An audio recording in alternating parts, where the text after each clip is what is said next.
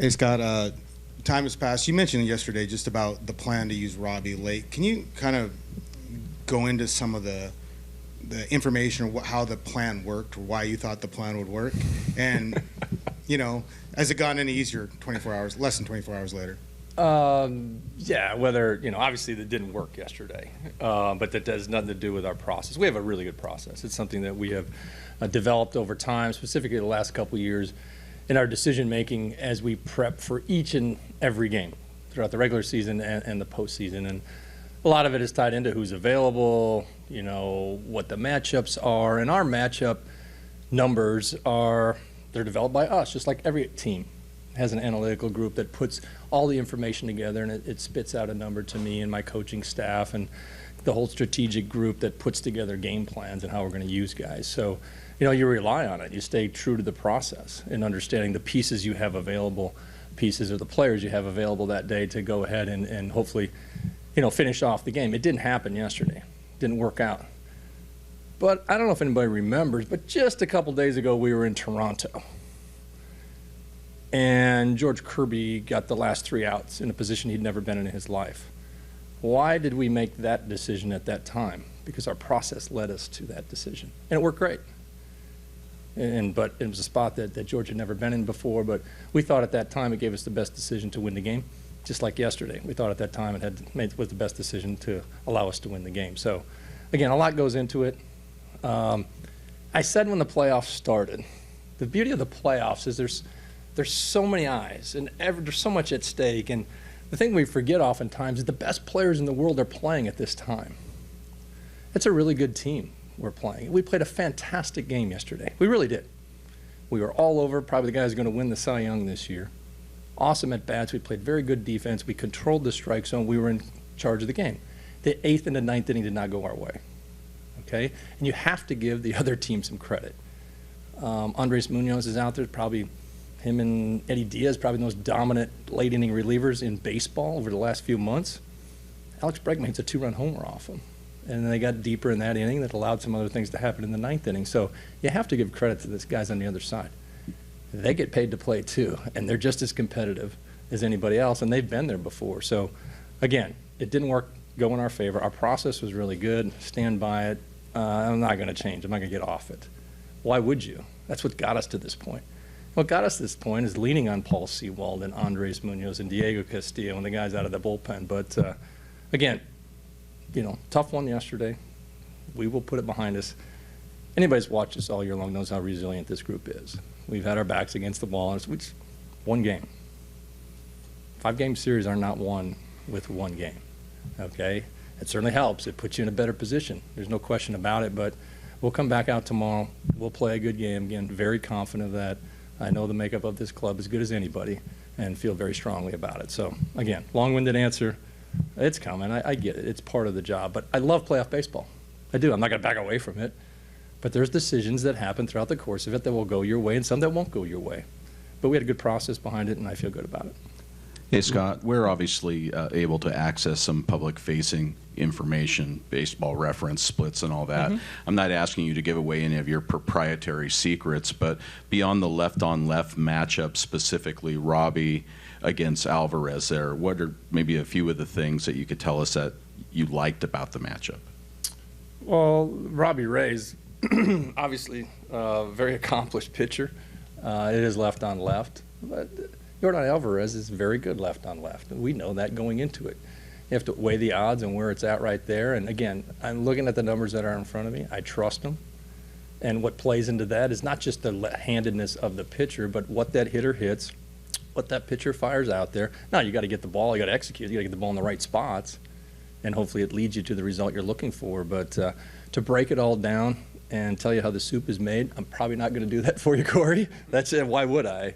Every team has information like that, and you're trying to predict the future. But the game is played by humans. They're guys out there. They're athletes. There's a lot that plays into it, and you have to go out and execute it, and hopefully it goes your way. Even if you execute sometimes, the guys on the other team are good too at this time of year.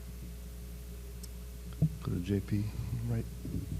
Thanks, Scott. Looking at the bullpen options and also starting options, does having used Robbie in relief make it more likely that perhaps you go with Kirby in Game 3 and keep Robbie in the pen? You're on top of it, JP. Yeah, that decision was made obviously before the series started, which led into some things in availability of Robbie yesterday. So that's the way we're leaning right now. Go in the front to Larry. Scott, you said before the game yesterday that you're going to need Paul Sewald in leverage situations. Yep. He had the bad outing in Toronto. He didn't get through the ninth yesterday. Where are you with him, and what are you seeing from him?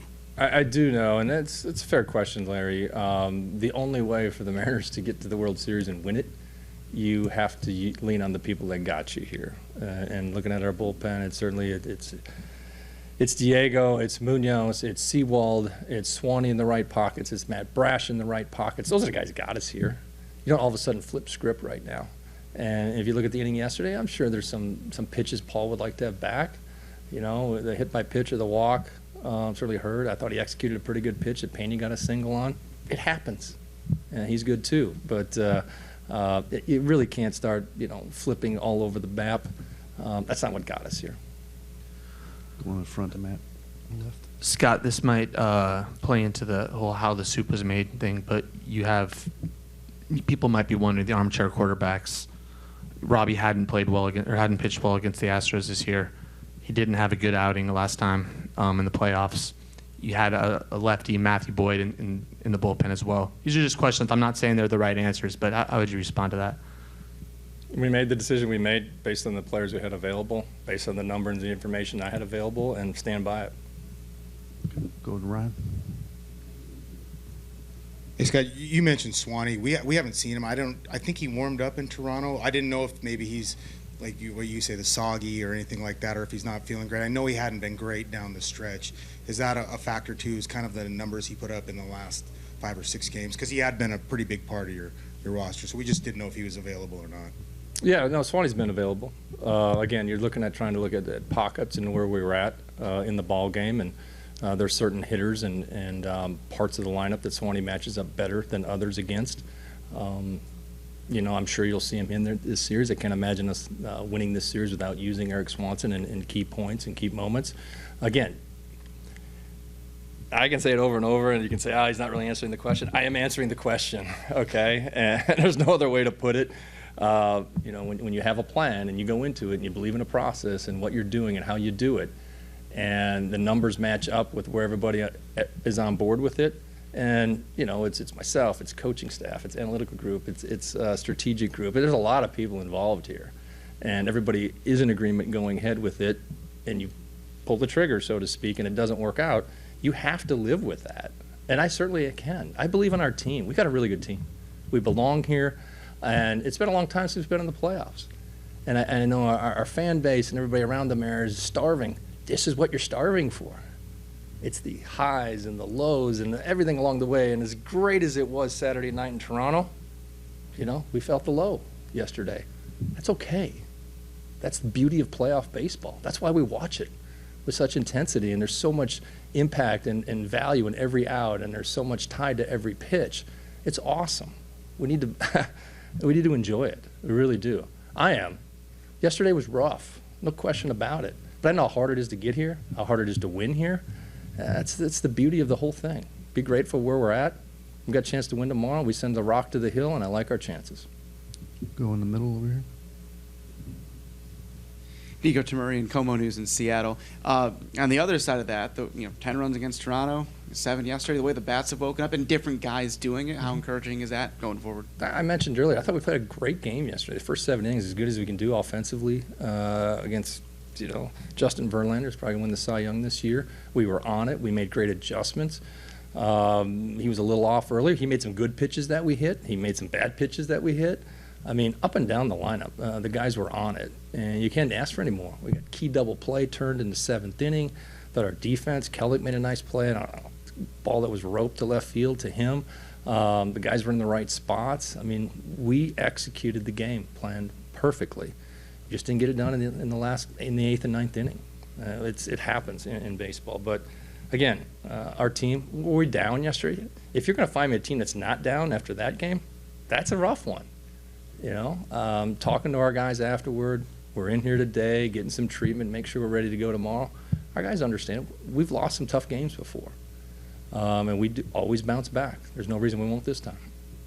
Go in the middle with Chris. Hey, Scott, you mentioned you got The Rock tomorrow. What makes him so good, and it's just been such a nice addition to this club? He's got great stuff, first of all. You know, the two-seam fastball, the riding four-seam, the slider, the changeup. He's got all the pitches. He's got a very good demeanor on the mound. I don't think the moment gets too big for him. He just keeps executing and throwing his stuff up there. You got to play good defense behind him. I thought we did that in Toronto. We've done it for the majority of the year. There are going to be some ground balls hit. You got to make plays. He's got the ability to strike you out, but you know, this club, they're going to put the ball in play. So you got to play good defense and be on top of your game. So, again, especially against the Astros, they do a very good job of controlling counts, working their way into counts. They're going to grind through at bats. And in doing that, you got to just keep executing and executing and executing, and you know, you'll get the result you're looking for. So, and there's a something about certain pitchers in the game. And I think Luis Castillo has that. When he takes the mound, I know how our team feels playing behind him. Like he's a dude. Like, you know, he's just his mannerisms on the mound.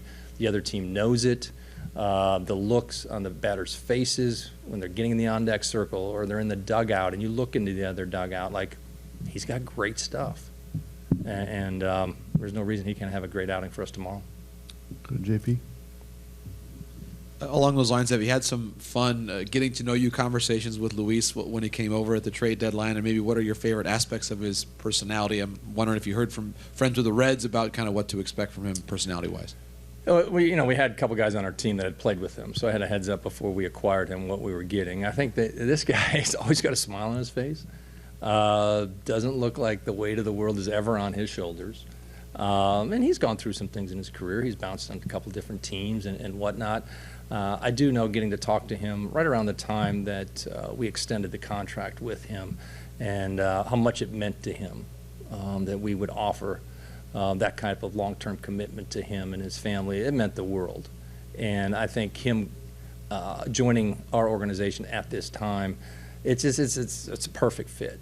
Where we were at, where he is at in his career, and I do know when you make a commitment to a player like that, it becomes a partnership, so to speak, and knowing that he's going to be here for a while. So there's a growing mutual trust is the best way to put it, not just from me to player, but from organization to player, and where he's at and how he goes about it. But again, as good a stuff as he has, he doesn't try to overcomplicate things.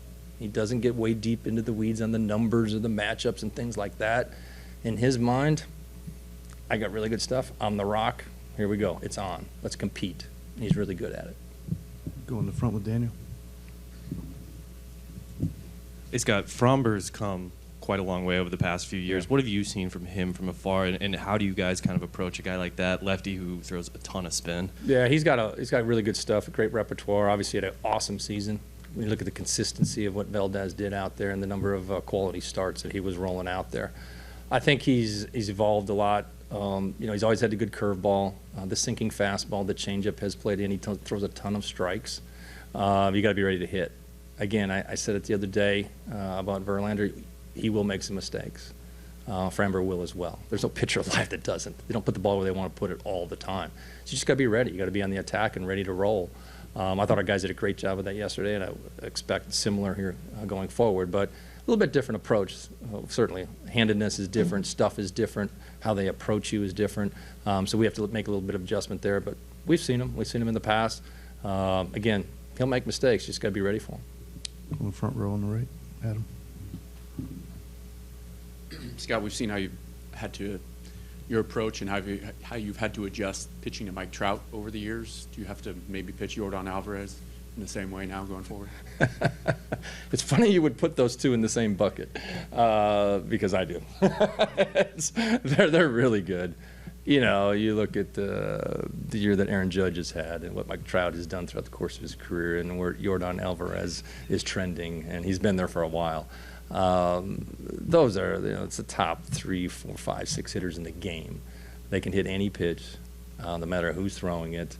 And along the way, you understand that. So in any game, not just a playoff game, but any game you go into, there's the one guy that you'd like to say, hey, we need to stay away from this guy. We can't let this guy beat you or whatever. They've got more than just one guy on their team, but he's certainly near the top of the list. And, you know, there are situations that come up in the game where you just can't walk people. You know what I mean? And then that's what happened yesterday a little bit. You know, you're going to walk him to put the tying run on second base. You don't do that in baseball. You don't. People have been in the game as long as I have, understand, like, this is not what you do. So there are times it's man against man. Here we go. It's on. It's got to happen. And sometimes it goes your way and sometimes it doesn't. But certainly, you know, he's a guy we pay a lot of attention to, how we're going to pitch him. Be very careful with how you pitch him. But, again, I go back to the 8th inning in yesterday's game. Andres Munoz, in my opinion, may have the best slider in the game. He took a 94-mile-an-hour slider and hit 115 miles an hour off the fence. He's pretty good. We didn't make a bad pitch. We threw our best pitcher, threw his best pitch to their best hitter. He got it. The same thing happens tomorrow, we might win it. Ryan? Scott, you seem to have processed this pretty well, like, moving forward. How do you go back last night, though, and relive it for a while? I mean, it's not like players watch it and go, but, like, as a manager, do you go back, rewatch it, rethink it, or anything like that? Talk to your guys. I'm just guessing, what is your process in moving forward and adapt, you know, watching a game and then moving forward and learning from it or like that? Well, thankfully, my process is much different than your process, Ryan. There was no crown in my process last night. But, you know, we're human, right? That's the game. You go back and you think, what could I have done different, or what should we have done different? And at the end of the day, if you truly believe in what you're doing and the people around you, and you take all the information in, you make the best decision you can at that moment, and you move forward. Again, you know, it's a 106-win team over there. And you need, for win where you started, you need to win 13 games to win the World Series. Going 13-0 is very difficult, okay? It's really hard. You're not going to win every game. Understand it. We were up 4 runs in a great spot. It didn't happen. But there's going to be adversity along the way. There's going to be bumps in the road. You're going to get kicked in the teeth, so to speak, and then it happens. You've got to bounce back from it. So, you know, I think it's you're always going to debrief. You're going to go back. What could we have done a little bit differently here or there? And sometimes you just look at it, and there's nights that I look at it and say, oh, we got lucky tonight. There's other nights you look at it and say, hey, they got lucky tonight. Yesterday really wasn't one of those games. You know, we threw our best guys out there. They got big hits in big times. It was good teams going after it. That's what happens in the playoffs. Go over to Shannon on the left. Scott, how much did you check in with the pulse of the team and individuals after last night's game? Yeah, individuals more than the whole group together. I'm not sure what you're going to say after a game like that that's going to make anybody feel a whole lot better. You know, when I first left the ballpark yesterday, I thought maybe a day off isn't such a bad thing. I wake up this morning and I said, let's go play. I'm ready to play. And I think that's how our team feels. We're ready to get back on the field and compete, because that's what these guys do. And I talk about it over and over, how resilient this group is. They have short memories. They really do, and you have to in this game if you want to be successful. Our team's pretty good at turning the dial, turning it over. Let's move on. Jared, you've always wanted to play on the grandest